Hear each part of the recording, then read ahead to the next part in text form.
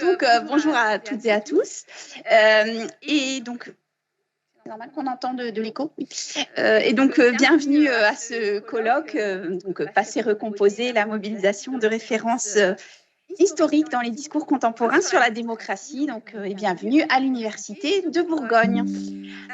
Donc, au nom donc, de l'équipe Individus et Nations, de laboratoire Philp et au nom du comité d'organisation, donc tout le monde n'est pas, malheureusement, tous les membres ne sont pas présents en raison du Covid, qui voilà, fait que Nicolas Bonnet est à la maison. Donc, ce colloque est organisé avec le soutien de notre laboratoire, de l'UFR Langue et aussi de la Maison donc, des Sciences de l'Homme qui nous accueille dans cette belle salle, la salle premium pour les colloques. Et également, donc, je remercie déjà l'équipe du pôle numérique, donc d'Éric Paul, qui va nous accompagner pour la technique pendant tout ce colloque et nous aide bien, nous aide d'une grande aide. Donc, je vais juste passer la parole parce qu'il a une autre manifestation qui commence dans 10 minutes en face, au directeur donc, du laboratoire Philp, Laurent Gauthier. Merci Nathalie, bonjour à toutes et à tous et bienvenue à Dijon et à la Maison des Sciences de l'Homme. Donc effectivement, on va juste se croiser à divers moments en fonction des pauses café et des repas, puisqu'on a un autre colloque en face dans le Forum des Savoirs. Je me réjouis vraiment de vous accueillir aujourd'hui à Dijon, alors en tant que directeur du laboratoire Philp, et puis dans ce bâtiment en tant que directeur adjoint de la Maison des Sciences de l'Homme. La MSH de Dijon, je vais en dire deux mots, elle héberge 15 laboratoires de recherche en sciences humaines et sociales, et elle met à leur disposition un certain nombre d'infrastructures de recherche, en particulier 3 plateformes technologiques, et un certain nombre, comme cela, d'infrastructures plus logistiques pour les manifestations scientifiques, et donc la MSH est toujours heureuse quand elle est sollicitée pour organiser et accueillir un colloque comme le vôtre. Alors, Philp, c'est un laboratoire interdisciplinaire et plurilingue, ça veut dire texte, image, langage. On regroupe à peu près une soixantaine d'enseignants-chercheurs, la grosse majorité étant de l'UFR Langue et Communication, donc une soixantaine d'enseignants-chercheurs et une trentaine de doctorants. À l'heure actuelle, c'est un labo qui est organisé en 4 équipes qui ont été définies il y a maintenant assez longtemps sur un mode original, en tout cas qu'on voulait original, à savoir à partir d'objets de recherche et surtout pas à partir de sections de CNU ou de la tripartition traditionnelle linguistique, littérature, civilisation. Et je compte naturellement sur Mélanie pour en dire plus sur l'équipe qui organise ce colloque Individus et Nations, mais je vais quand même nommer les 3 autres parce qu'elles sont intéressantes. Il y a une équipe image et critique qui travaille plutôt sur les questions de lien entre le texte et l'image, les questions d'esthétique, de multimodalité. Il y a une équipe qui s'appelle Modèle et Discours qui travaille plutôt sur la modélisation des données de langue, des données langagières, que ce soit dans une perspective linguistique mais aussi littéraire. Et puis une 4e équipe qui s'appelle l'Intime et qui travaille là de façon aussi complètement transdisciplinaire, puisqu'en associant aussi la psychologie cognitive et la psychologie sociale qui sont dans d'autres labos, autour des questions de la représentation de l'intime et des intimités dans nos aires culture de référence, qui sont les aires anglophones, germanophones, hispanophones et italophones à l'heure actuelle. Voilà, je me réjouis que le colloque puisse avoir lieu au moins en partie en présentiel, et bon, j'espère que vous n'allez pas être touché plus que ça par ces histoires de Covid ou d'absence. Je vous souhaite des débats fructueux et des échanges en tout genre, eux aussi porteurs pour la suite. Et puis, on sait qu'on lira la publication que le labo soutiendra avec intérêt. Voilà, bon colloque, et comme je sais qu'on va se recroiser, je ne vous dis pas définitivement au revoir. À plus tard. Oui, merci beaucoup Laurent, et bon colloque de ton côté. Peut-être Mélanie, oui, puis tu diras un mot ensuite. Donc c'est une de mes casquettes, je vais en avoir beaucoup, ce colloque, j'en ai 3. Donc je suis avec Mélanie Joseph Villain qui est ici, nous sommes co-responsables de l'équipe Individus et Nations, donc qui organise ce colloque. Et donc, il y a une équipe qui regroupe voilà, des anglicistes, des germanistes, des hispanistes et des italianistes, et aussi donc, des spécialistes de civilisation, mais aussi de littérature. Et un des grands axes thématiques voilà, qui nous occupe, c'est la question justement de la démocratie, d'où le choix aussi de la thématique de ce colloque qui se situe à l'intersection, je crois, de plusieurs préoccupations très actuelles, à la fois de la recherche, mais aussi plus généralement dans nos sociétés. Donc celle justement sur l'état de la démocratie et la éventuelle crise de la démocratie, mais aussi justement la réflexion sur la mémoire collective, le passé dans le présent, etc. Donc notre volonté, c'était ici de croiser différents regards aussi, de remettre les choses en perspective en prenant des exemples issus de différents pays et aires culturelles. Donc moi, en tant que germaniste, voilà, ça m'intéresse aussi beaucoup d'entendre les communications qui ne portent pas uniquement sur l'Allemagne. Donc, juste, non, je donnerai les conseils pratiques à la fin. Je vais laisser Mélanie dire un mot. En plus, après, elle doit partir aussi, la pauvre, là, au début. Okay, so Natalie asked me to say a few words in English because some of you can't speak French or understand French. So as she said in French, we both had the team Individu et Nation, which is probably very untranslatable, which is a research team that looks at the relationship between identities, societies, the representations of identities in a very interdisciplinary way on several levels, because some of us work on literature, some of us work on history, some of us work on politics, and some of us work on the Spanish-speaking world, some of the German-speaking world, some of the English-speaking world. So we really have this kind of interdisciplinary approach that is really the identity of the whole TIL lab and our research team. And obviously, as you can see with the program, this is something that is reflected in the various papers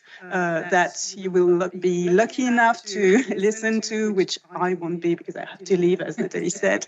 So we really insist on this interdisciplinary dimension, which is a way of opening new avenues for research by comparing, confronting various approaches and various cultural areas as well. So I hope you all have a great conference, and I'm going to let Nathalie give you a few practical details, I guess.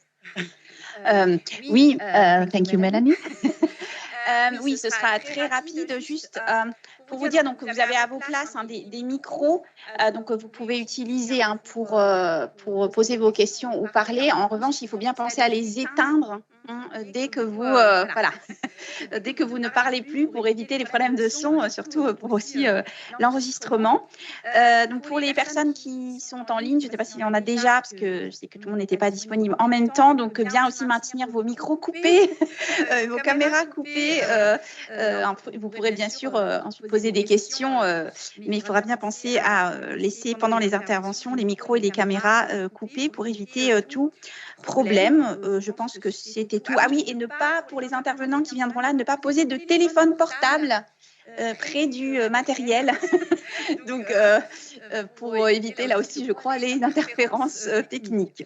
Je crois que c'est tout et que nous allons pouvoir commencer. We shall begin with Mark Philp, our keynote speaker, and Michael Drolet, who will introduce him and also comment his presentation. So, you can. And Agnès, who will also present, I think, or introduce.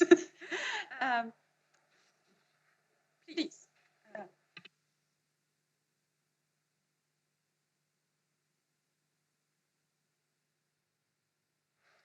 Bonjour à tous, je serai extrêmement rapide. Je suis Agnès Alexandre Collier, professeure de civilisation britannique.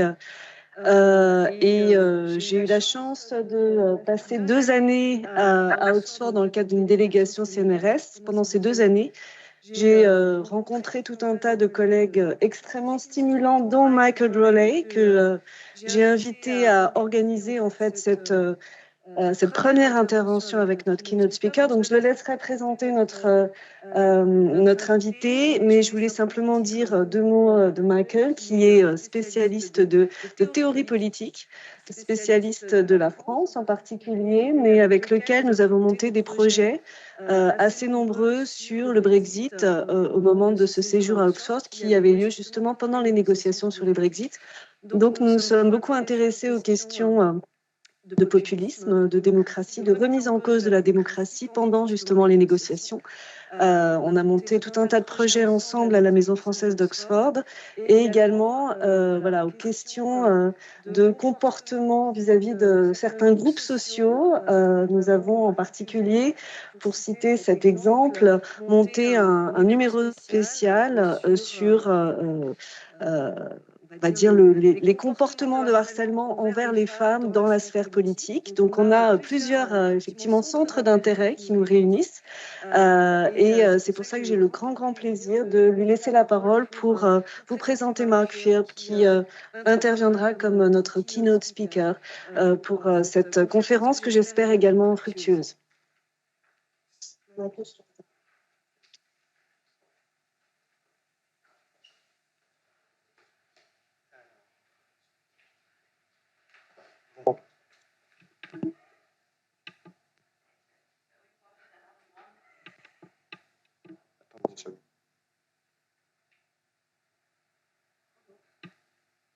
Voilà, parfait.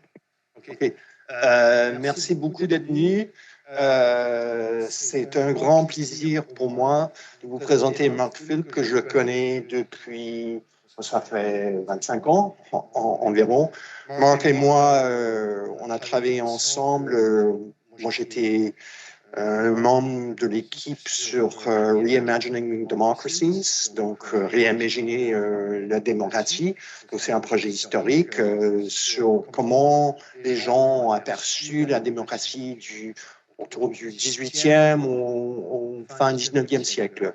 Donc, c'est un grand projet qui est toujours en cours. C'est un projet qui a compris des analyses sur la démocratie en France, en Italie, en Espagne, au Portugal, au 19e siècle. Le projet, est maintenant, il y a un nouveau volume qui va paraître sur la Méditerranée. Donc, comment les gens dans l'Empire ottoman, en Grèce, etc., ont compris la démocratie. Et il y a un 3e volume qui va paraître sur l'Europe du Nord. Donc, les perceptions de la démocratie au 19e siècle en Suède, Norvège et tous les empires du Nord. Mark est membre du comité pour les standards publics, qui est un comité du Parlement britannique. C'est un historien et un théoricien politique qui a travaillé sur les questions de justice politique, son obligation, principalement sur la démocratie. Started on Tom Paine and Godwin. Is that right? Godwin. He's still working on Godwin, right? Yeah. Yes. So we can never shake off our past. Mark will be presenting in English. I will be having a commentary in French and in English, so we'll mix up the languages. I hope no one gets lost in all of this, and it's just a really great pleasure for me to comment on your paper and to listen to what you have to say. Mark, thank you. Thank you. So to the organizers.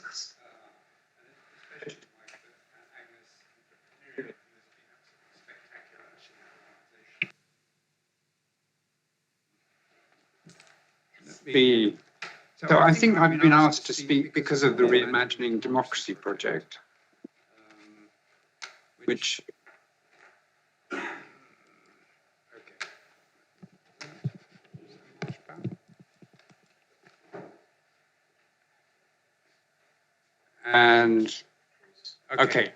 so this is the advertising. You can forget it afterwards. But so the first two volumes are there, both published by Oxford University Press. The third volume is just, well, it's in press in New York with Oxford University Press on Latin America and the Caribbean. And the fourth, and I hope final, I think the question is whether I managed to live long enough to complete it, will look at Central and Northern Europe. This project asks a different one to the one that this conference poses, but it's not an unrelated question. And I want to start by setting out how I see that relationship. When we started, we wanted to study how people came to rework and rethink democracy at the end of the 18th and the beginning of the 19th century. They did so often with a baggage of classical reference in which democracy was largely conceived of negatively, except in the context of mixed government, and in which a certain amount of haunting of debates with ancient images of tyrants and demagogues, mob rule and factionalism kind of took place. For conservatives like Edmund Burke in the 1790s, his present in France was essentially playing out an ancient Roman experience of the factitious passions of the populace and the mob, and he was hardly alone. And among those who in the 1820s and 30s, like Tocqueville, came to associate democracy with the emergence of a distinctly modern world, there was a powerful sense that it was only by making that claim that they were able to break democracy free from that very unpromising past that it had in the ancient world. So one thing that one might say is that the conference theme is not exactly new territory, but I won't say that. One implicit challenge posed by the conference is whether, how far, under what conditions, with what caveats, there is some legitimacy in referencing and comparing events of the present to those of the past. We can ask, and I hope you collectively will be asking, why we get those kinds of references being made. But my real interest is whether it can ever be right to think in those terms. And I ask this in the context of our project, which emphasizes the importance of the local meanings of terms, the precise character of the lexicons that people draw on at distinct historical times and in different places, which could be taken as undercutting any basis for comparison and for the relevance of the past as a source of information about contemporary debates on democracy and its challenges. The extent to which we understand things as the same or similar is inevitably limited if we understand the past in the categories and with the conceptual understandings that people had at the time. And while I will argue that while that dramatically complicates comparison, it does leave something open of a window for it, but we need to make sure that the shadows that haunt us aren't merely those that we cast ourselves. In the genealogy of morals, Nietzsche says, all concepts, you should say, yeah, okay, take that away. He says, I don't know, you're right, got it. He says, all concepts in which an entire process is semiotically concentrated elude definition. Only that which has no history is definable. He says this in a discussion of the meaning of punishment. And the idea also comes up in his discussion of revenge in The Wanderer and His Shadow, where there's a similar search for the root meaning of the term, and a willingness on his part to abandon that search, treating the search for origins with a certain degree of scorn. He says, as if words were not pockets into which now this and now that has been put, and now many things at once. What he says, I think, raises questions about what history could have to say to the present day about a range of concepts that have been long contested and that have long and contested and complex histories, and where the use of the term remains mired in controversy.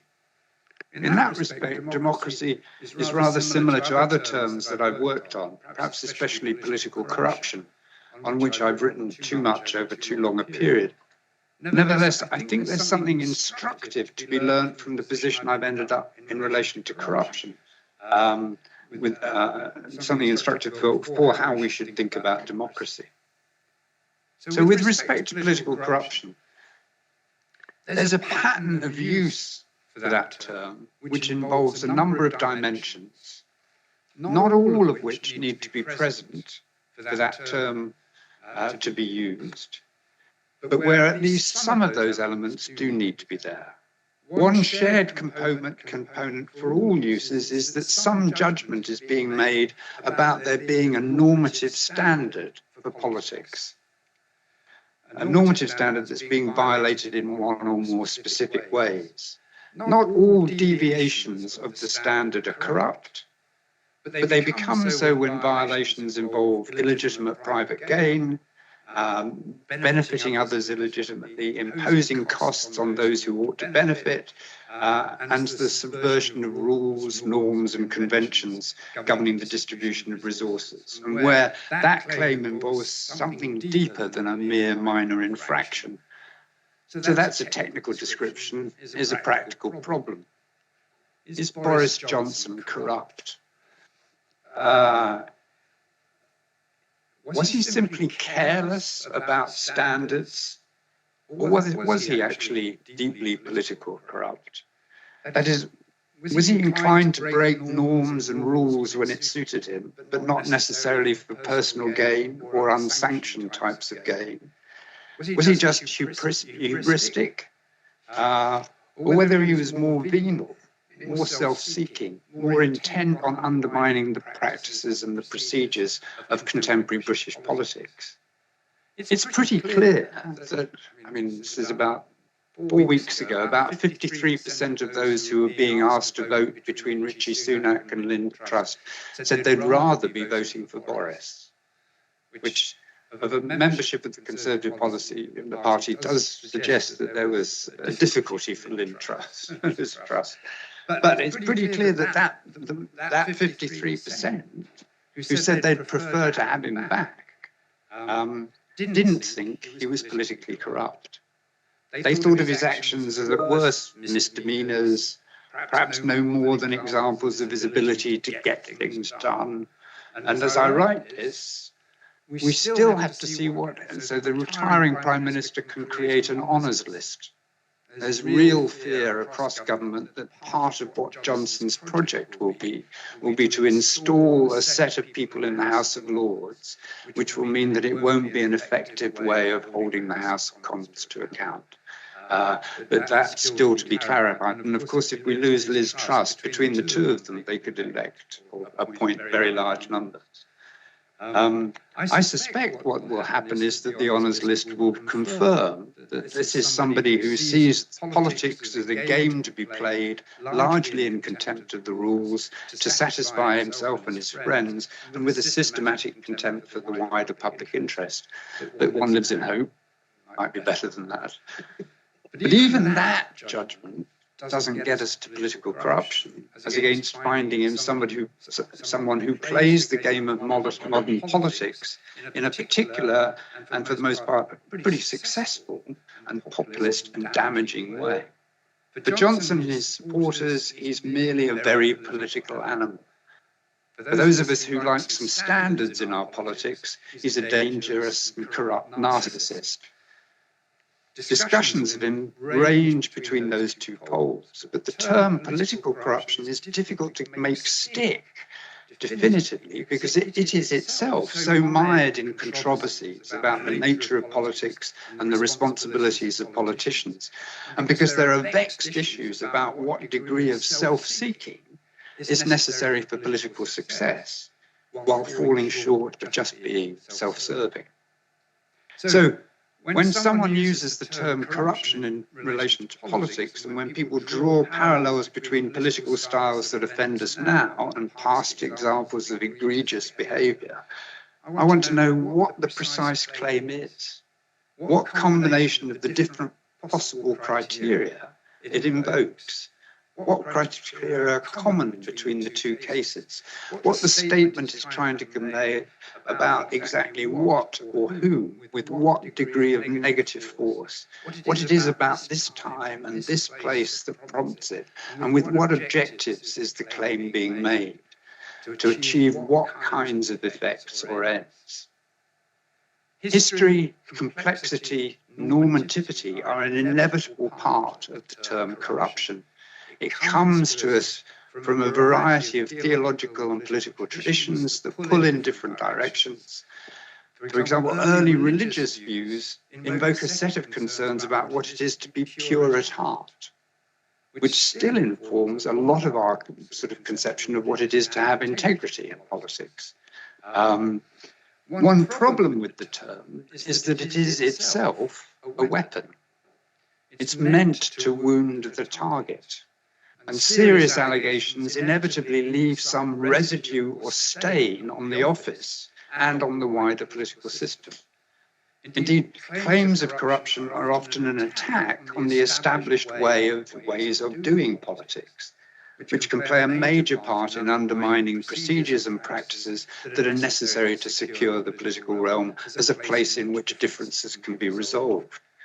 In the last 40 or 50 years, claims of corruption have become so rooted in many political struggles that the potential for consensus on what the rules should be is further undermined. A political order where the major areas of contestation concern claims and counterclaims about probity, illicit influence, about the stealing of votes, playing fast and loose with the rights of voters, is a polity in which politics itself is on the verge of breakdown. And that, of course, legitimates the use of corruption still further. So, can the historical study of corruption inform contemporary debates about political corruption? My colleague at Warwick, Mark Knights, has written a very good book about the history of corruption and political scandal in Britain between 1600 and 1850. He's done much to explore the slow development of ideas of public office and public trust that have become central to British conceptions of corruption.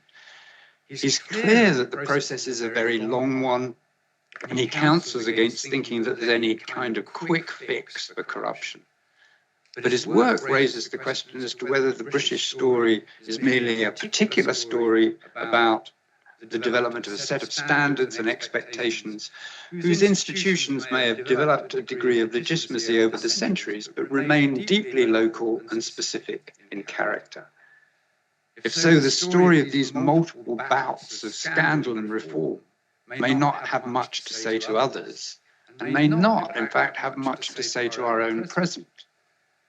So I think my colleague Mark thinks that this past has lessons for today. It's interesting, though, that the book was completed under the shadow of the Johnson regime. And it's clear that those who are struggling to maintain a sense of probity in the exercise of political office under Johnson's cavalier exceptionalism responded with ideas, principles, and appeals to practice that were, for the most part, very recent, very presentist, not drawing on that long tradition. Indeed, the Committee on Standards in Public Life itself is clear that the challenge in politics is to interpret its flagship 7 principles: selflessness, integrity, objectivity, accountability, openness, honesty, and leadership, to interpret those in ways that recognize and adjust to the changing circumstances in which political office is operating, while maintaining them maintaining the spirit of the principles as a basis for good government. Politics doesn't stand still, because the world in which it's trying to gain traction does not stand still. And though, as a result of that, its standards, too, have to evolve and to adapt. If politics has a nature, it's one that changes. But that means we need a healthy skepticism towards claims that past examples can inform our present.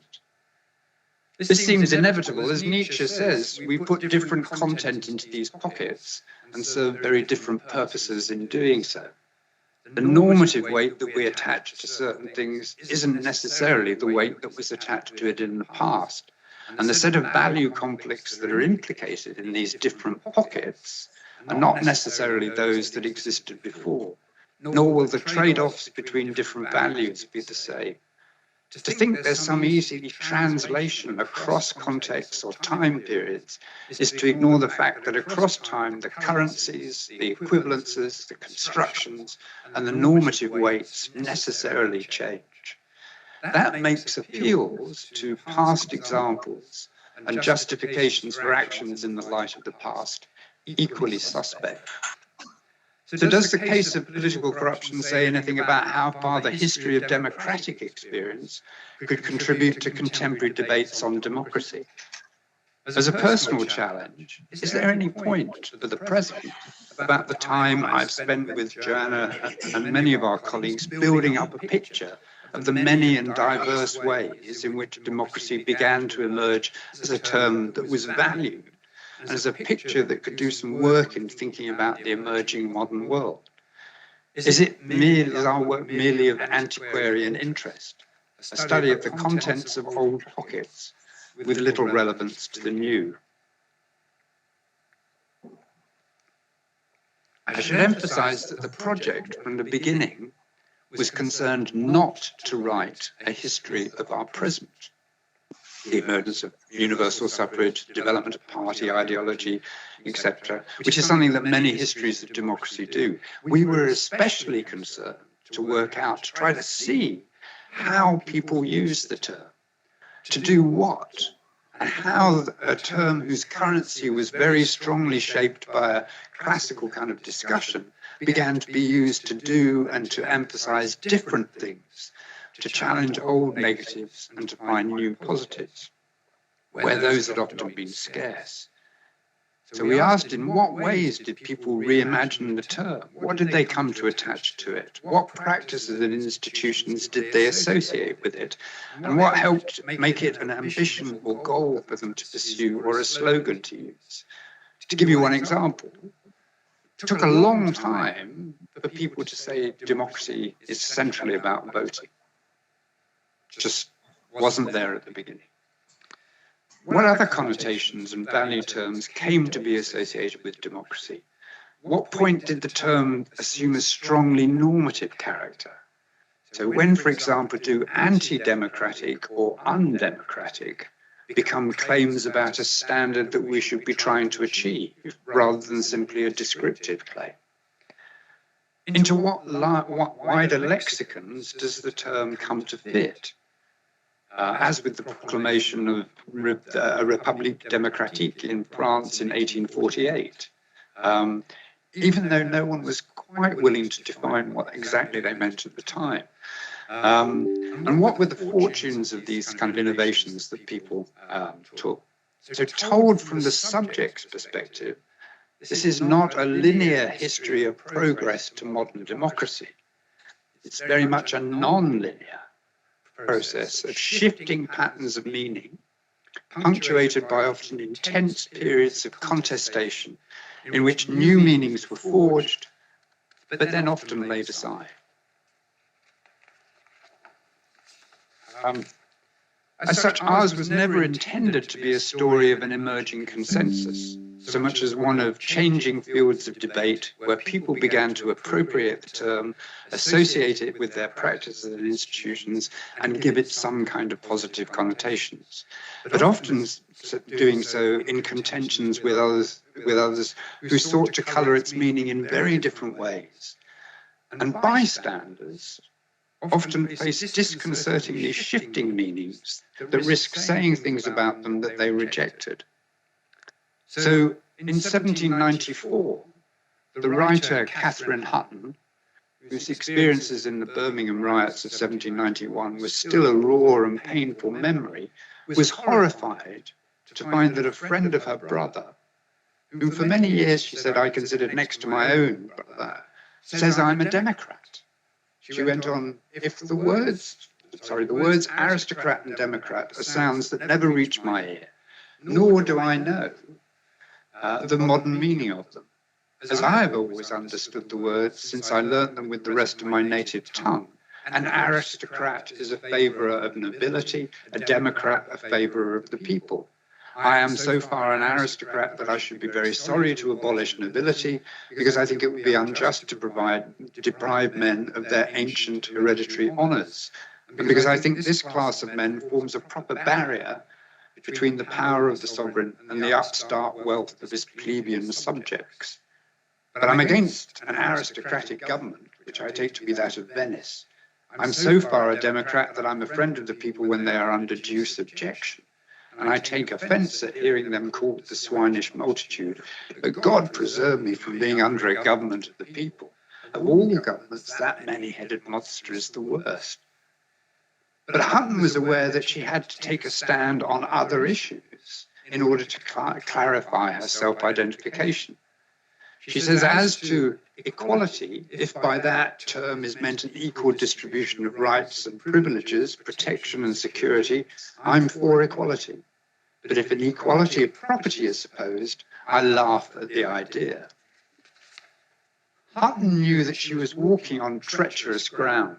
Her father's house had been burnt to the ground by the church and king mobs who took him to be a radical. So she had some sense of how dangerous language can be. And she was alert to the traps laid by those who decried democracy. But she clearly desperately wanted to be outside that contested fray, where rhetoric and polemic painted a slippery slope of he who says A, democracy, must say B, equality, and he who says B must say C, equality of property, and he who says C must be a dangerous Jacobin. And that underlines the fact that although different meanings are put in the same pockets over time, as individuals, we're not wholly in a position to decide the meanings of terms. Our language is a collective intersubjective domain, and at times we cannot but be swept up in the rhetoric of our contemporaries. Or if we're not to be swept along, we have to struggle to insist on identifying the exact scope of the term that one uses and its implications, and to be stubborn about definition and the precision of our claims, knowing that even so, we will be misheard and misread and be taken to be arguing for things that we have no intention of arguing for. And while the academic community might be more rigorous and careful than many other communities, it is not always so, and it too can be swept aside by tides of popular rhetoric or imposed on from above. But when we started the project, we both thought there was some point in taking the line that we took. There was a great deal of contemporary discussion, particularly academic discussion of democracy, that took a very attenuated and restrictive view of the term. It had become the terrain of political scientists, very much dominated by the cephalogical turn in the United States, for whom the study of democracy was all about voting, and who tended to treat the Western world as a model of civic democratic contestation for the rest of the world. But we started the project rather a long time ago, and in those 20 years, most of those certainties have begun to slip. The rise of Trump, Bolsonaro, Orban, Johnson, Erdogan, and others, although albeit some are monsters in relatively minor keys, others in more major ones, has unsettled many and has encouraged a shift in attention to the conditions of democratic resilience, but often without fully specifying or reconsidering their sense of the particular character of the democracy that they are trying to defend, even as they try to insulate it from what they see as factional forms of populism. From our perspective, this is to a degree grist to our mill. We started with a healthy skepticism about the state of democracy in the modern world, and we think that's now more widely shared, though clearly not always in a good way. What we've found is that for all the common classical reference points in the areas we've studied, many different responses to democracy emerge. It was used to commend or condemn very different objectives, practices, and institutions. It took very different routes to very different destinations, and it's connected to very different lexicons. So the issue that raises is does this just point us down a relativist route? We might reasonably be anxious about the relativism of the discussion. Contestation over democracy occurs in context with particular histories in the name of particular sets of values, which are given concrete content only in that context. Appealing to historical examples is in effect mixing what I have in my pockets with what was in their pockets, and it's rarely faithful to the latter. So is it all relative? So to underline the dangers of such a view, I'd like to consider the following statement. So it says the two sides share the understanding that democracy is a universal human value, rather than a privilege of a limited number of states, and that its promotion and protection is a common responsibility of the entire world community. Two sides believe that democracy is a means of citizen participation in the government of their country with a view to improving the well-being of population and implementing the principles of popular government. Democracy is exercised in all spheres of public life as part of a nationwide process and reflects the interests of all the people, its will, guarantees its rights, meets its needs, and protects its interests. There is no one-size-fits-all template to guide countries in establishing democracy. A nation can choose such forms and methods of implementing democracy that would best suit its particular state based on its social and political system, its historical background, traditions, and unique cultural characteristics. It is only up to the people of the country to decide whether their state is a democratic one. I take it that many of us would feel inclined to endorse that view. But I think when you know where it comes from, you might want to think twice. There was a joint agreement signed between Russia and China on the 4th of February 2022, 2 weeks before the policing action was launched in the Ukraine. The first thing I want to say is that our work does not encourage talk of democracy as a universal value. It's clear that ideas of democracy emerge, become consolidated, and they become linked to values, often largely in opposition to other types of political order, absolutism, aristocracy, despotism, and so on. Often democracy is a relative claim. This democratic practice is better than that way of doing things.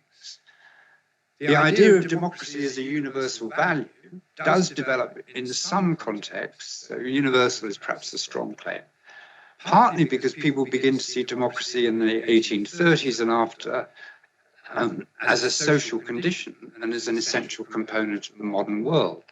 But they understand that component often very differently, and there are questions about what particular values people want to see realized in their account of what democracy requires.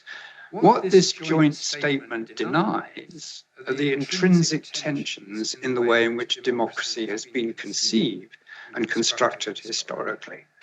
It closes down sets of questions of the contested and often competing values that democracy is meant to serve: equality, liberty, accountability, a service conception of public office.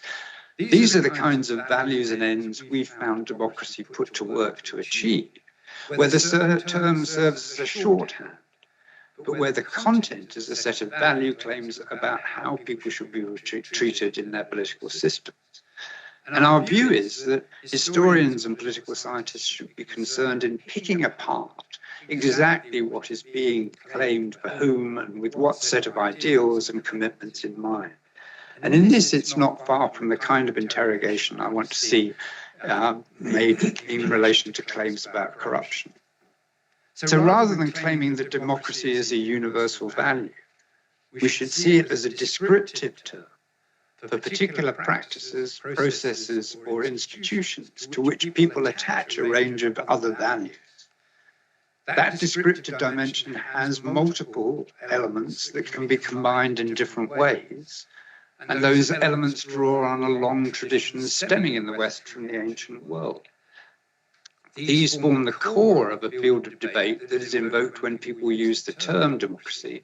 And while affected by locality and particular context, there are nevertheless, as with corruption, some recurrent features in discussions.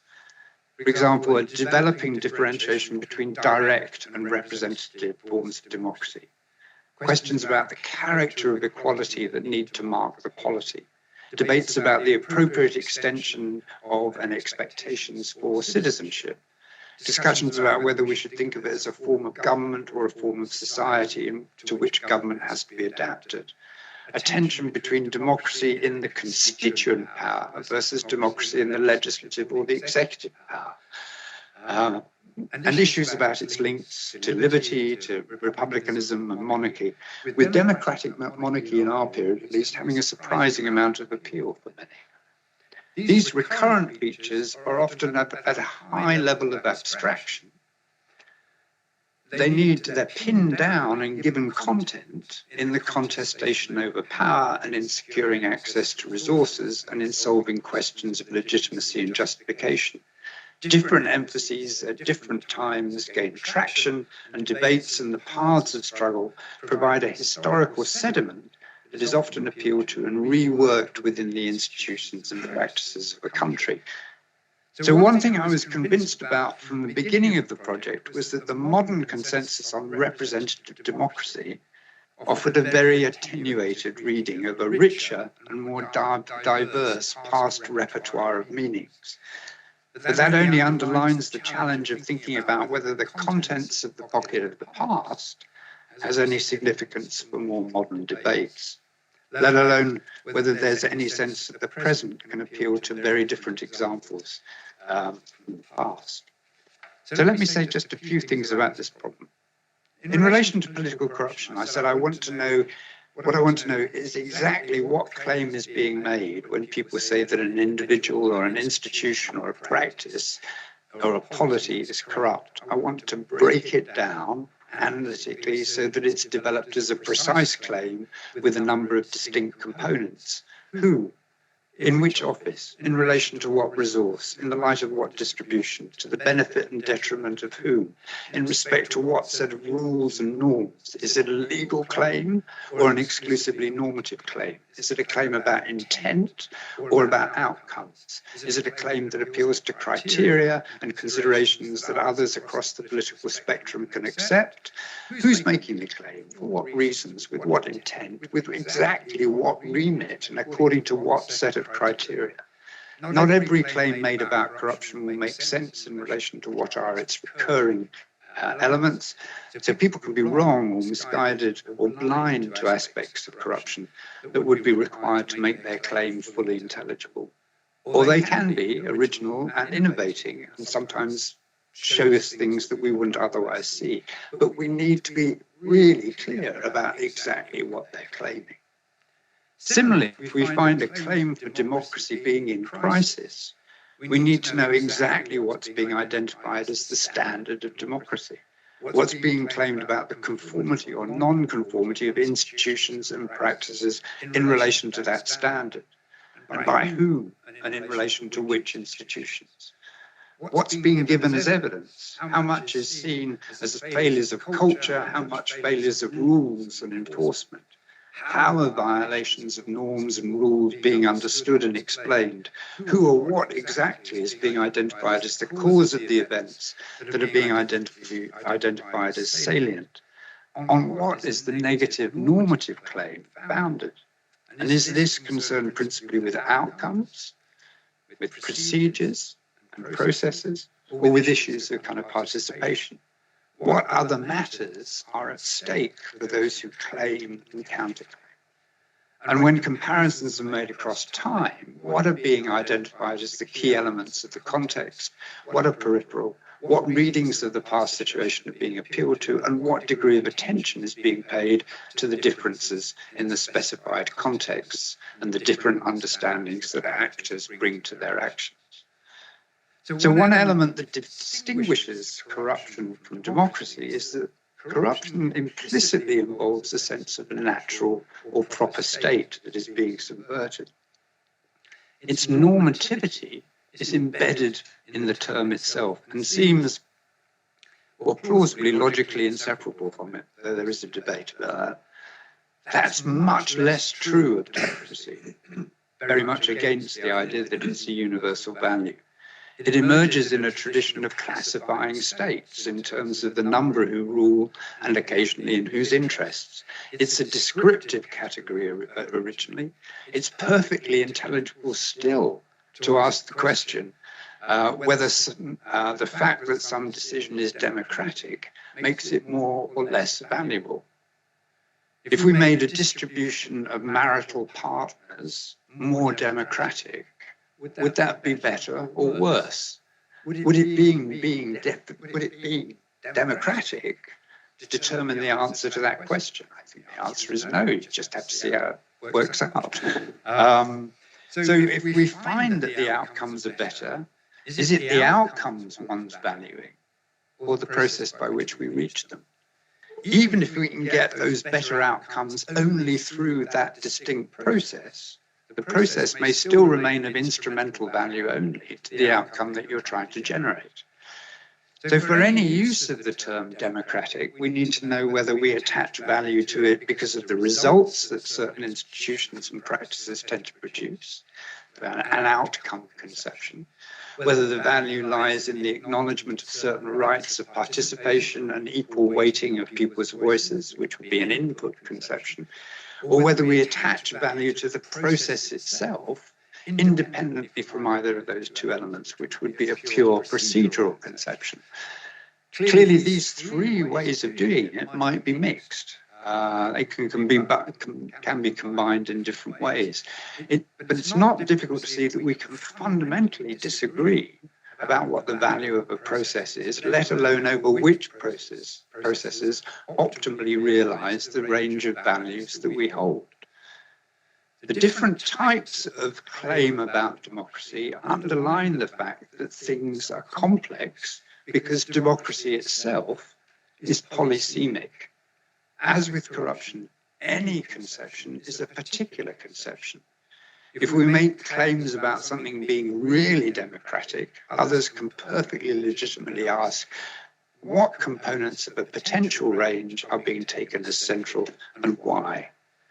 In contrast to corruption, where the root term does imply some natural standard, and where its nature combines both normative and descriptive elements, democracy cannot be essentialized in the same way.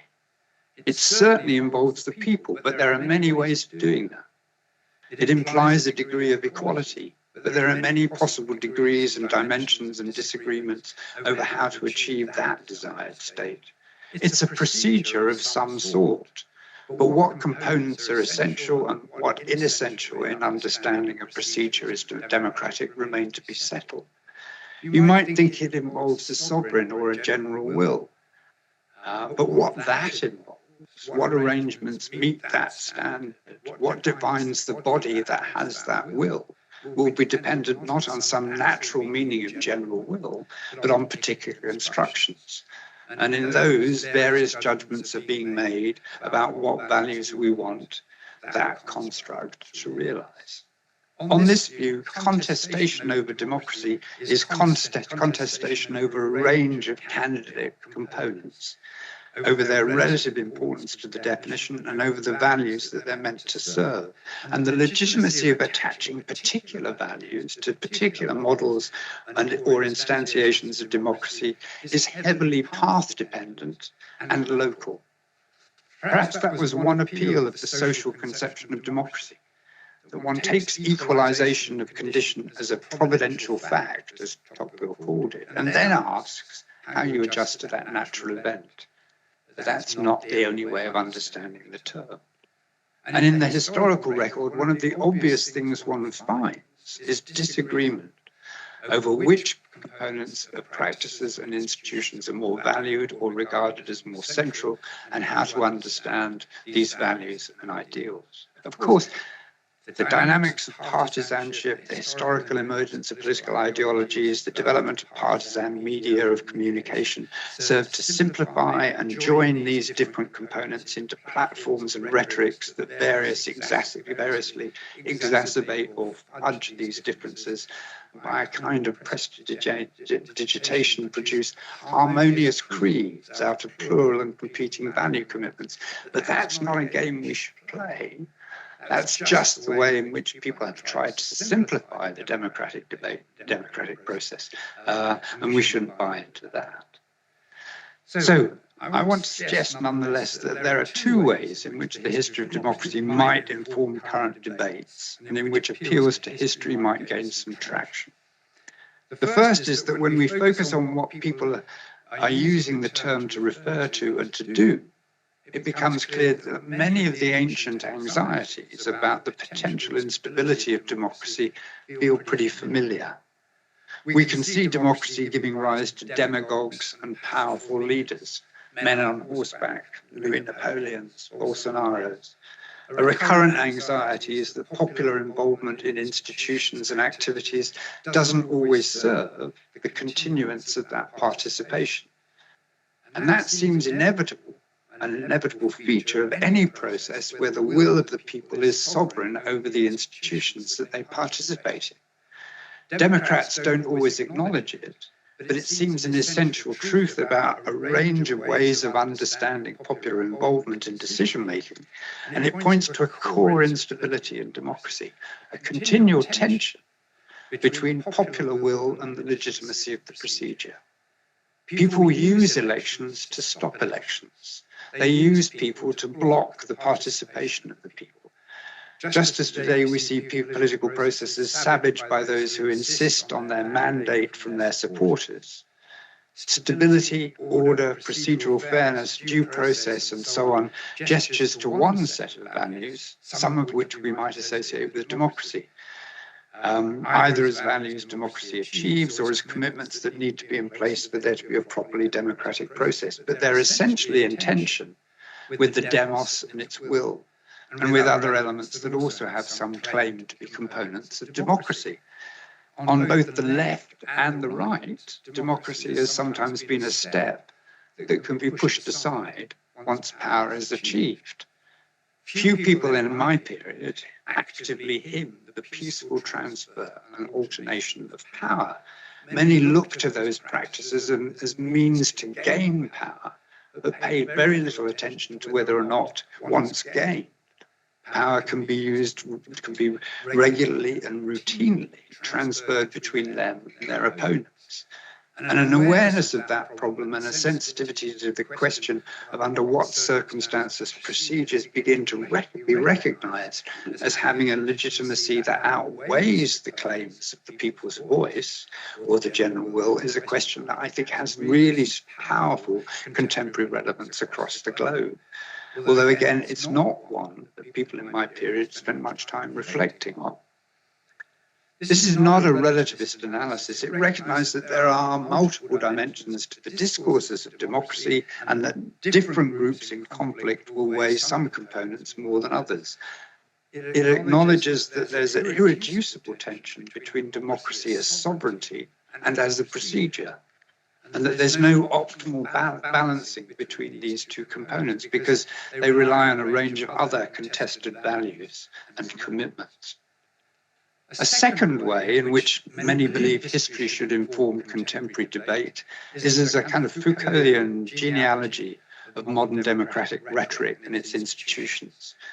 The history of democracy has been dominated by histories that give us an account of how we got to where we are, with that being portrayed as the logical place to end up at, dominated by a rather Whiggish view that this is the relentless march of progress towards universal suffrage, representative government, and the modern nation state.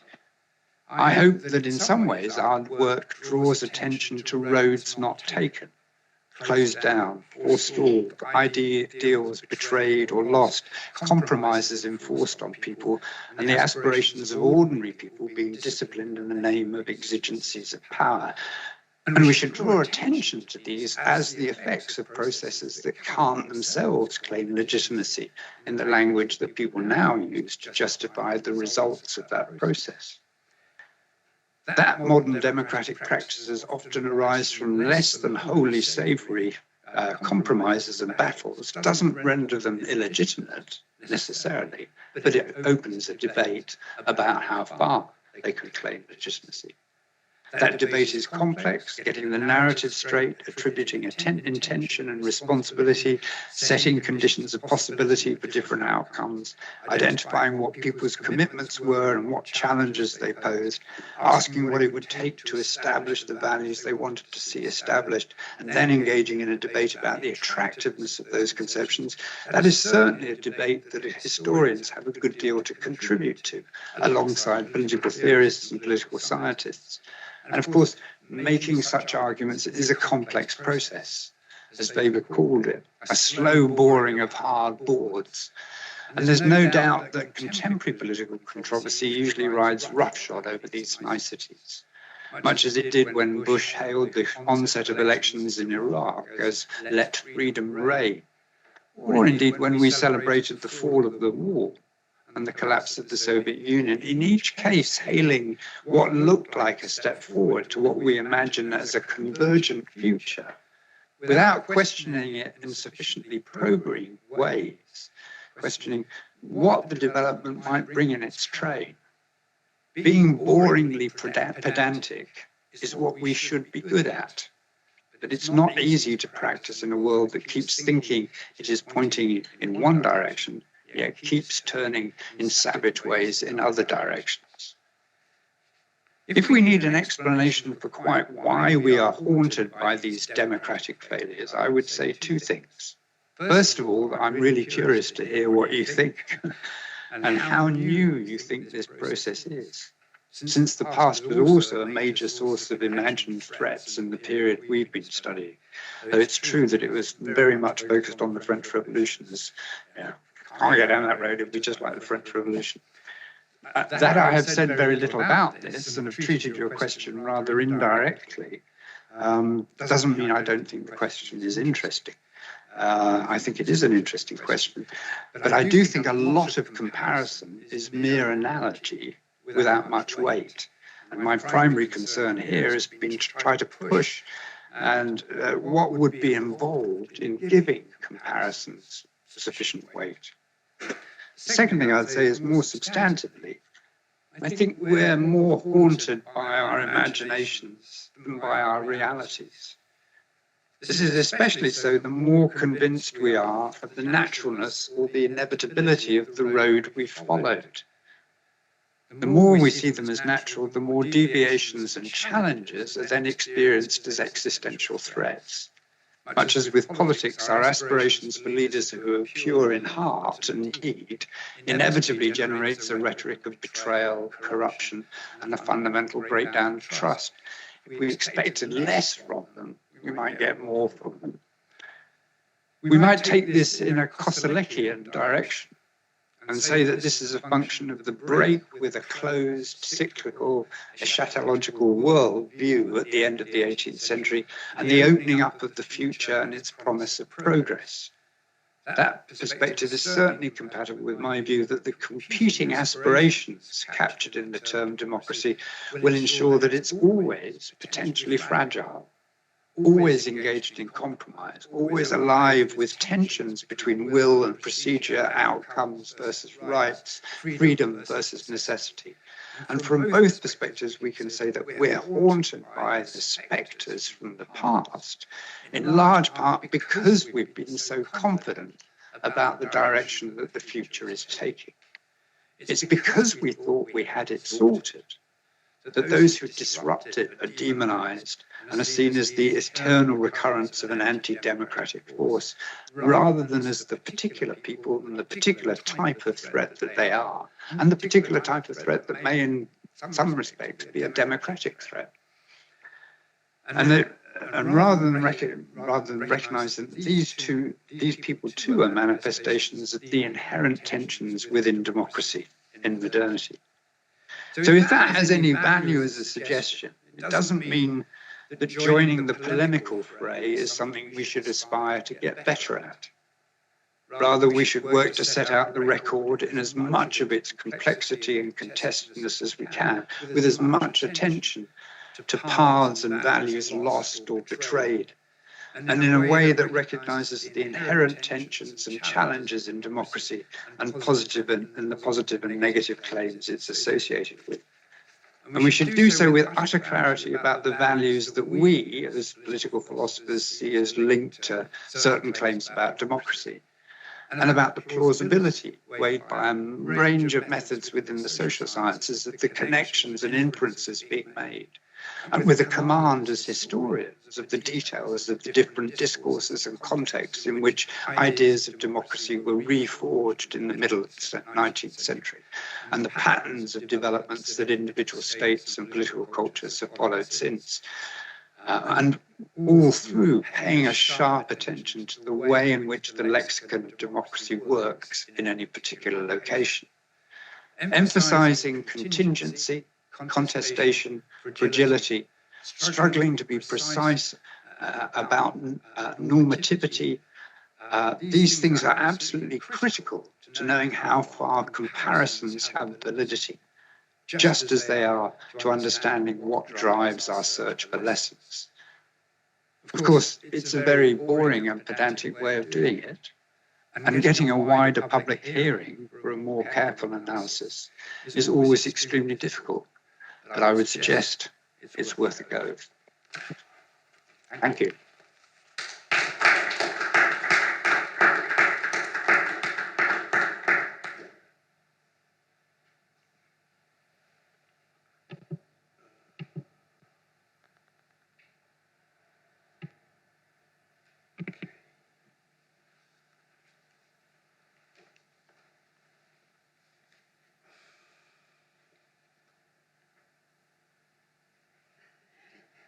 No, I think this is a really brilliant paper, and one of the problems I have with it is that I'm much in agreement with it. Yeah, I mean, we've been well, I know. Yeah, we've been part of the same project for a long time.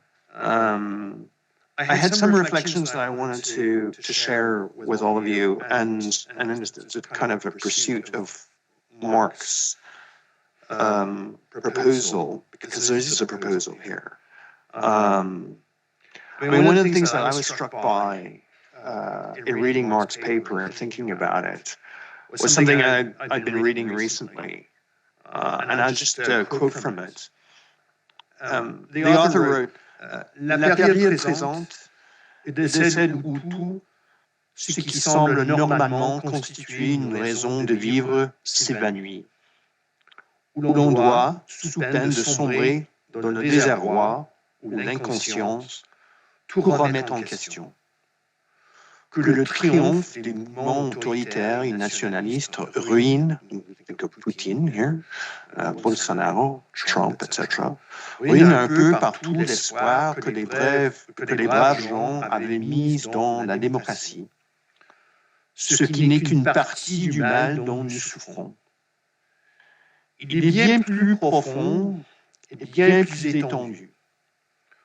On peut demander s'il existe un domaine de la vie publique ou privée où les sources mêmes de l'activité et de l'espérance ne soient pas empoisonnées par les conditions dans lesquelles nous vivons. La vie familiale n'est qu'une anxiété depuis que la société s'est fermée aux jeunes. La génération même, pour qui l'attente fiévreuse de l'avenir et la vie tout entière végète dans le monde entier, avec la conscience qu'elle n'a aucun avenir, qu'il n'est point de place pour elle dans notre univers. Aurait-ce mal s'il est plus aigu pour les jeunes et commun à toute l'humanité d'aujourd'hui? Nous vivons une époque privée d'avenir. L'attente de ce qui viendra n'est plus espérance, mais angoisse. Sound familiar? Yeah. I mean, I look at my daughter, she's 21, she's anxious about the future, the ecology, the environment. It sounds all very familiar. And yet, these were written in 1934, these thoughts. And they're from Simone Weil's Réflexions sur les causes de la liberté et de l'oppression sociale. In fact, they're the very opening paragraphs from Simone Weil. And it resonates with us. And it resonates very powerfully. Weil also went on to say in her reflections, il est cependant depuis 1789 un mot magique qui contient en lui tous les avenirs imaginables et n'est jamais si riche d'espoir que dans la situation désespérée. C'est le mot révolution. And we might substitute very conveniently democracy for revolution. A magical word that contains within it all imaginable futures, a word rich in hope. But just as Weil went on to declare, c'est pourquoi le premier devoir que nous impose la période présente est d'avoir assez de courage intellectuel pour nous demander si le terme de révolution, read democracy, est autre chose qu'un mot, sinon un contenu précis. And I think this is important, the task that we have before us over the next couple of days. And it's a task that Mark has been engaged in with over the last several decades. And as Mark noted in his keynote, the implicit challenge posed by this conference is whether, how far, under what conditions, and with what caveats there is some legitimacy in referencing and comparing events in the present to those of the past. In evoking Simone Weil, what Simone Weil wrote in 1934 with our current situation. Because what she writes in 1934 resonates. I mean, the opening paragraph really resonated with me.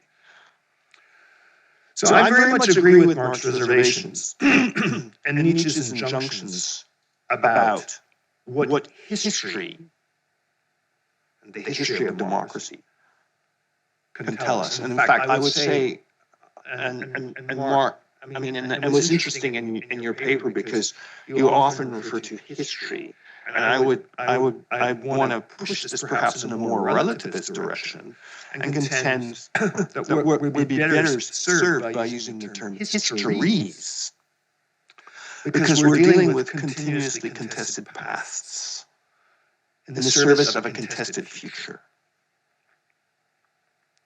And this is true for many of the concepts that we use, but it's particularly true for democracy.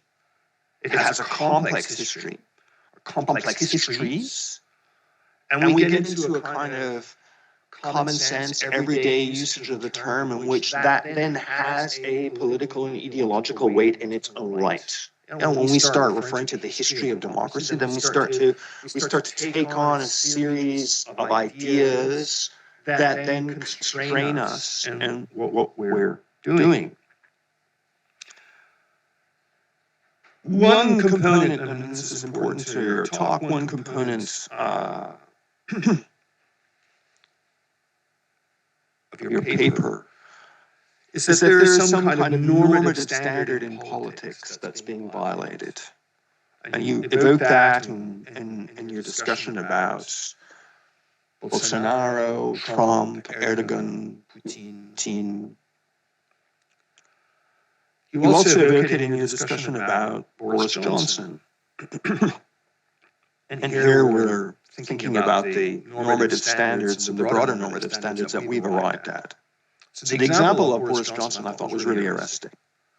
Because was he careless about standards? and Johnson goes around, his hair's all over the place, and it looks like he's just, he's kind of just thrown clothes on, and it's like this is all part of an image of, oh, I'm not kind of with the world here, and so, and can I have a drink, please, and then, and a bit of pizza, and then we'll just move on to the next thing. So this is kind of, this is kind of haplessness, but at the same time, there's a brilliance to him, and so is this kind of just careless, like he's actually, a real genius. He writes these books, he's incredibly intelligent, but the details of life and about procedures and all those kinds of things, that's not really that important. So is that a kind of, is he just careless with standards? Or is actually there's something more cunning going on? Was he an opportunist who just broke the rules when it suited him? Or was he venal and politically corrupt? And how are we to judge that? I was struck in the paper, and it reminded me a bit of Alistair McIntyre. Whose rationality? Whose rationality? And according to what justice are we to judge? This suggests the dilemma that we face in trying to make sense of political corruption, and more directly for our purposes over the next couple of days of democracy. But the risk here is that, we relativize all of this, as McIntyre does. And then we end up shutting down the conversation before it's even started. So I certainly don't want to align myself entirely with McIntyre and return to some kind of idealized Aristotelian virtue ethics. I think what Marx suggests is a kind of healthy skepticism. A healthy skepticism in the way in which the past can inform our present discussions. It's intellectually appealing to me, and it should inform to what we mean by politics and democracy.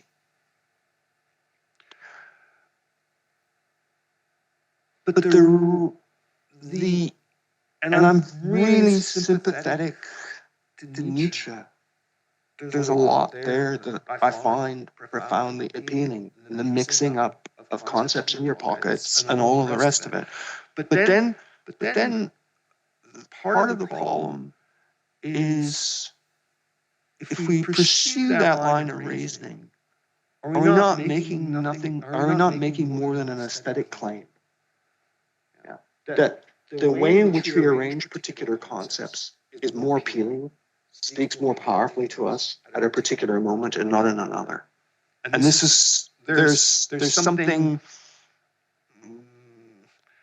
I'm not comfortable with in all of that. But by the same token, there's something that I think there's a huge amount of value in that. So I think your injunctions about making easy translations across contexts and periods of media evoking Simone Weil in 1934 is important. We can't ignore that across time, the meanings of concepts, their valences, their constellational arrangements, so how they are situated in relation to each other, liberty and equality, or equality and justice, their normative weights, all of these things necessarily change. So trying to render intelligible to ourselves, to understand how people think about politics across different periods, is far from an historical exercise alone, I would contend. It's an imaginative and philosophical undertaking. It's a positioning in relation to normative theory, with its tendency to assume a single model, as McIntyre does. But it's also a political act. It's an act of healthy skepticism towards a linear, providential, progressive history in which the course of history culminates in modern democracy, even if that is or has a tragic, empty quality about it, as Fukuyama argued in his The End of History and The Last Man. I wonder where the woman went in all of this. That's another question. Rather, what Marx shows us, and what you and Joanna your work on democracy have shown us is that modern democracy is very much a non-linear process of shifting patterns of meaning, punctuated by intense periods of contestation, in which meanings are often laid aside, sometimes recast, and in which at some points new meanings are forged. And then we live in the presence of narratives about democracy as stories of emerging consensus, and I think that's a fairly dominant story. And it's, you know, I mean, it's very much the historiography on the question. These narratives are consciously or not, they present us with a picture of a democracy as a rational, discursive life world. Read Habermas. And such a story is heavy with normativity. For it in perhaps classical Aristotelian and classical Aristotelian mood relegates to the margins. Plato does this too, and critics, the 18th century critics of democracy did this too. It relegates to the margins the political, the contested, the conflictual, and the violent nature of politics. So it presents us with a kind of sanitized politics, and you know, your concluding remarks about that we need to look at democracy, that in fact what's going on here about this rational discursive life world, that the democracy resembles that. What's going on here is a kind of it's an imaginative construction. And therefore, anything that deviates from it haunts us. It's seen as something fundamentally problematic. So I think your keynote does a brilliant job in alerting us to the fact that democracy has been conceived and constructed and contested historically. That there are many ways in which this has come about. That we should be cognizant of the ways in which the historical narratives of democracy, as the logical outcome, as a kind of providential unfolding, in some ways do violence to the reality of our situation. And I think we, and what your keynote to this conference, Passées, Recomposés, does is it makes us very much alert to, we should be going into the next couple of days being very alert to the particular practices, processes, institutions to which people attach a range of concomitant values. And our task is to pick apart those ideals, those values, those concepts, and to see how they're contested. Thanks. So I think we're a little late on schedule, but we can take questions. Or, we can take 10 minutes. It's always difficult. It's always difficult, isn't it? Yeah. To be the person. Yeah, no. Yeah. Oui. On prend des questions dans les deux langues, même en allemand, peut-être.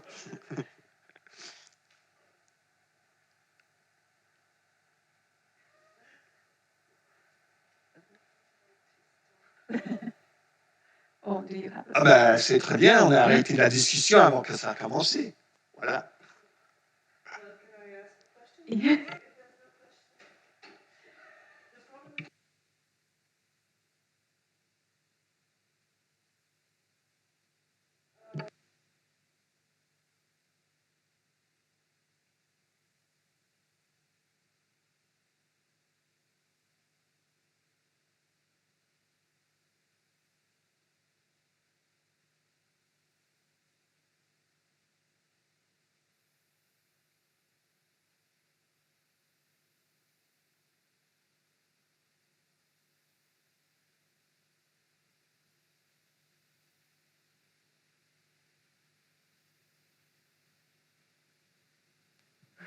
Thank you.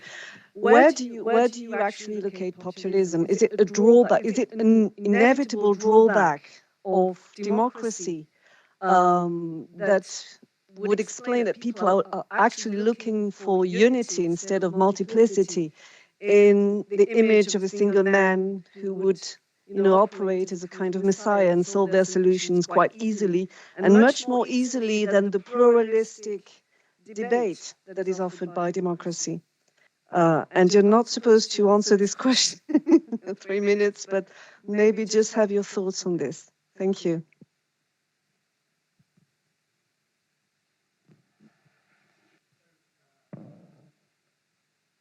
So I think my position is this, that we tend to think of things we don't like as outside democracy.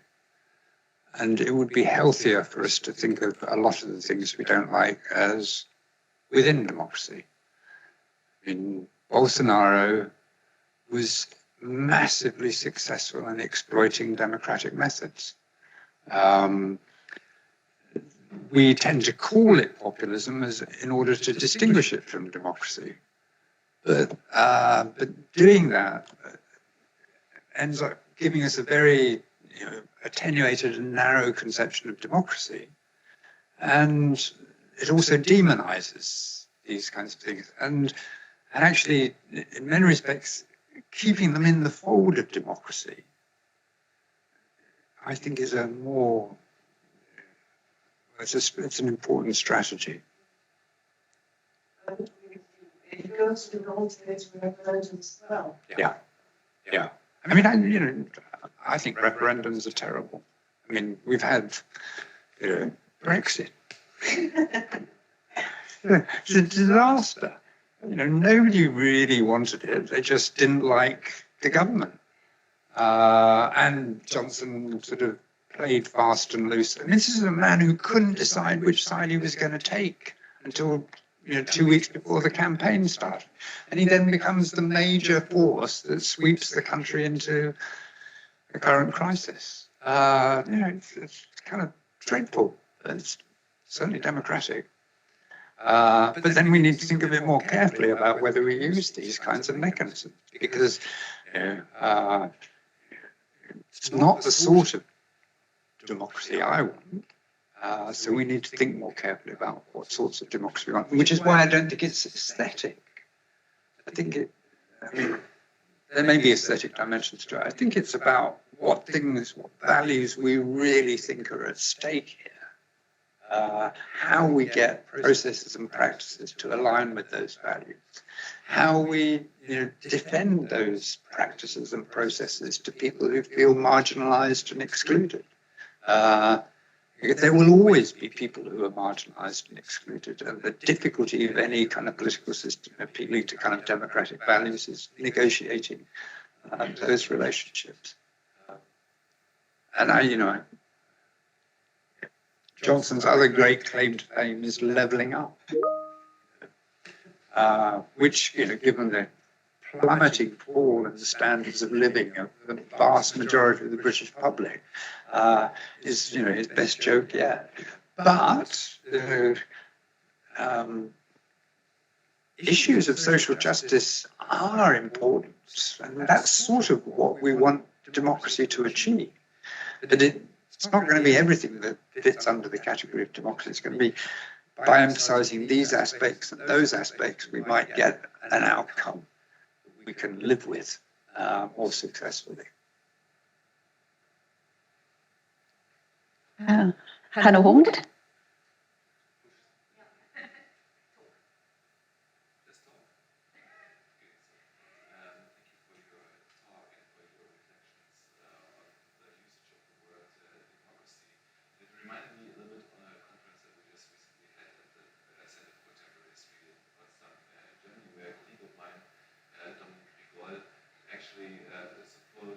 Suggested that we should avoid the term democracy because we cannot escape from its activity at all. So we try to implement the term democratism. That's it. Yeah.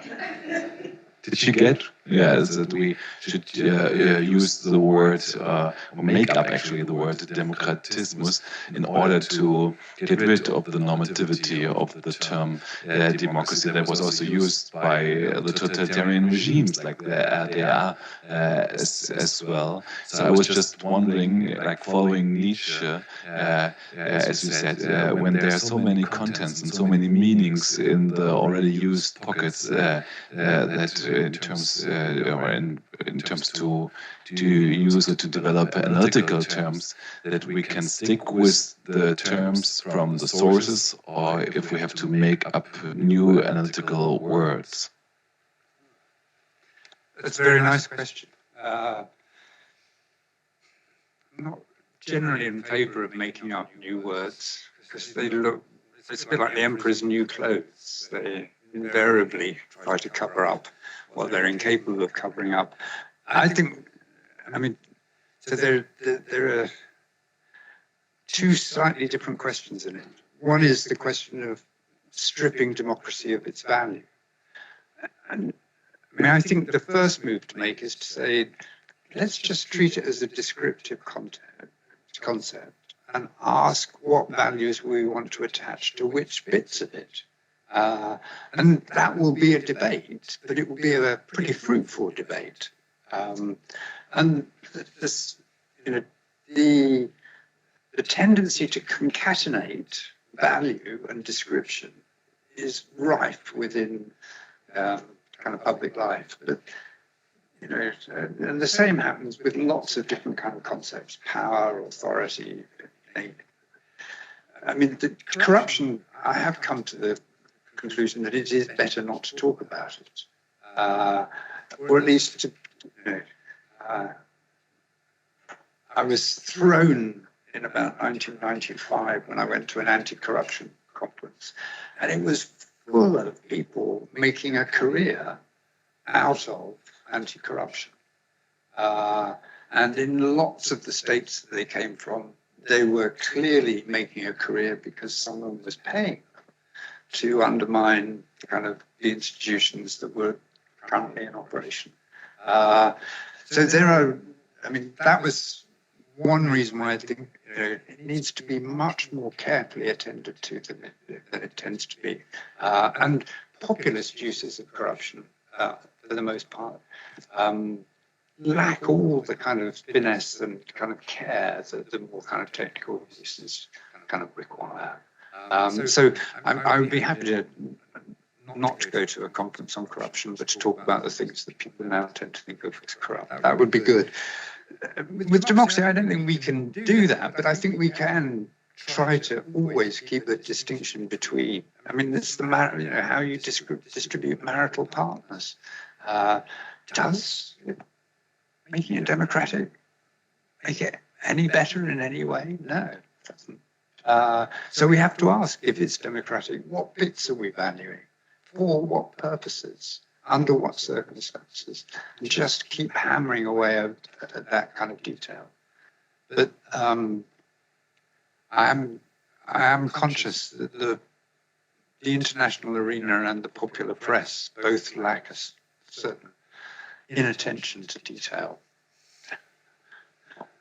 Can I pick up on a little bit? Because, I mean, I think that's and not least because I've worked on Tocqueville.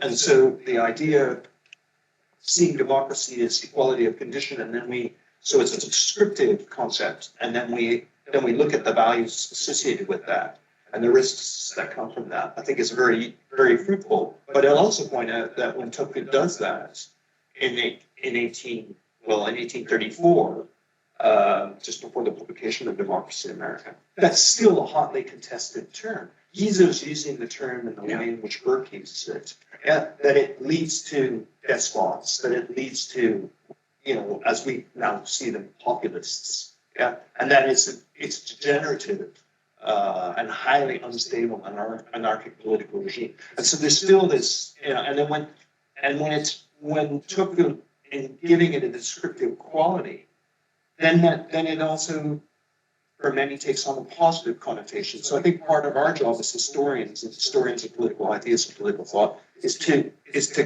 hammer away at what other values are we associating with democracy? Yeah. No, Making new terms, I don't think, I mean, Dahl tries to do that, and it doesn't work. On peut prendre une dernière question peut-être, ma Pierre. Yeah, thank you very much for your presentation. It was quite interesting. I do hope that my question is relevant, even though I'm not really sure about that. But what do you think about the current state of British democracy? You seem to be quite critical of Boris Johnson, and you have every right to be critical of Boris Johnson, but at least he was elected by an actual majority of British people. What about today? Liz Truss tried to implement a new approach when her legitimacy was backed by 150,000 Conservative members. So, what do you think about the situation at the moment? It's easy to answer that. I'm in despair. So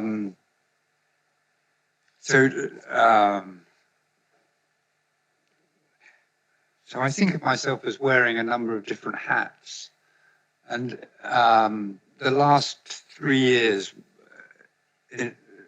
of my involvement with the Committee on Standards in Public Life has been a constant battle to know how we can get the institutions and the regulatory regimes that are established to keep politicians sort of on the straight and narrow, how far that can be protected against the activities of Johnson.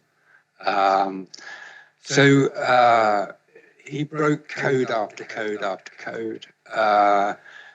We currently don't have an advisor, a prime ministerial advisor, which means that if any cabinet member is seen as engaging in unacceptable or complained about, there's no one to investigate that.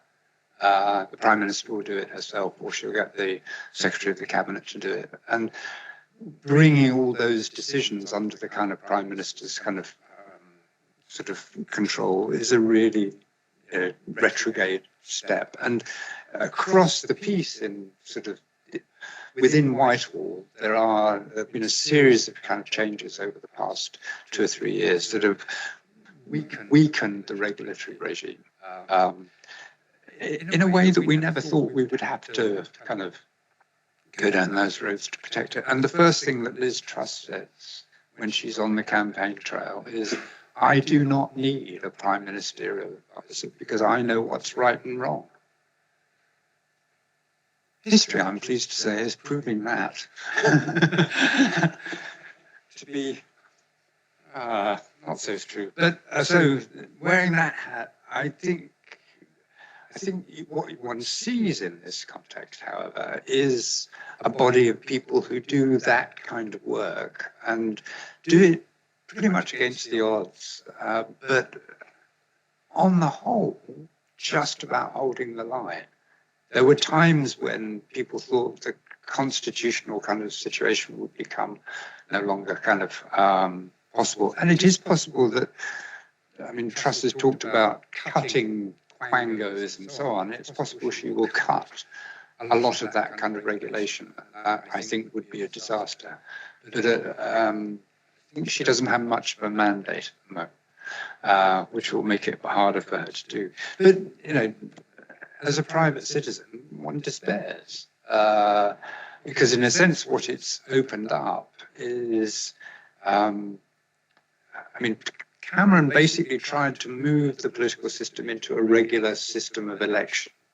But one of the things that he did as a result of that, I think, was create this mechanism by which you replace leaders that then takes them away from the idea of a mandate. And the idea of a mandate looks like it's a fundamental component of the adversarial Westminster democracy. I mean, if it were proportional representation, if the aim was to create the maximum kind of winning coalition. That wouldn't matter.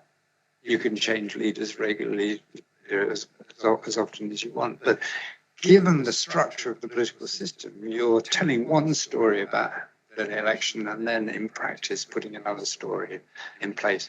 And that's just needs addressing. It's why lots of people on the left are now saying we're going to have to go down the proportional representation road.